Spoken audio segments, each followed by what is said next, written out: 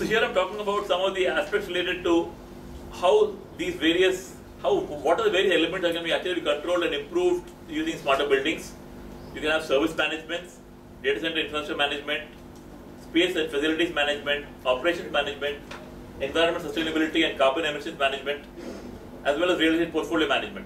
So it's possible to, these solutions that we're talking about are applicable in the context of developers and also for facilities management service providers who can use these for their systems. And thirdly, even occupants of the buildings can have access to information pertaining to their own usage. Now it has been shown that if people know what they are using at a fairly early stage, they do change their behavior in terms of how they spend, how they use. For example, today the electricity bills that we receive are typically at the end of the month. So they are available to us only for post-facto analysis. But if you have these kind of real-time systems, you will be able to monitor your usage at any point of time in a real-time manner and say that today you use more energy, more usage of AC, for example, as compared to yesterday at this point of time. And you may like to control your own usage as you go along. So you may not have to wait till the end of the month to determine what your usage was, because you may have a high bill at that point of time. So some of these things actually enable people to monitor their own usage and enable them to change their behavior based on what they see as their usage. On this slide, I'd like to talk about 2 or 3 points. One is, I think, the increasing emphasis on carbon management now. I think more and more that's getting a lot of awareness. In fact, I was reading an article that I think ITC has got one hotel that they have built where, because of the LEED rating that they've got LEED platinum and gold ratings for most of their hotels. Because of that, they're actually going to be buying carbon credits. They're able to, because of the carbon savings that they have in terms of emissions, they'll be able to get credits that they're enjoying on that. So increasingly, more and more builders and developers may also get into that. It may become a mechanism for them to earn carbon credits. The second aspect I'd like to talk about is what is listed here as condition monitoring.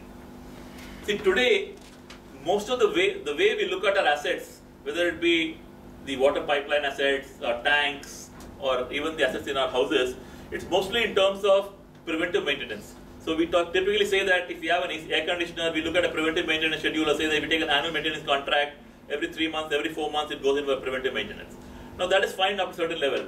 But over time, what we are increasingly seeing is people are moving to what's called condition-based monitoring, where on a regular basis, you keep monitoring the quality of the assets and then determine what to do with the asset. So for example, if you are able to detect, based on your regular monitoring of the condition, that the asset looks to be weakening at a particular point, and possibly in a month or so it may break down, then you may like to replace that particular asset before the actual breakdown happens and cause a disruption. So for example, water pipelines, if that happens, it can be a big problem because there may be water outages for people or even electricity outages.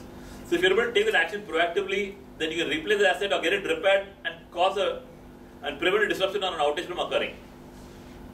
The other way also it can be used.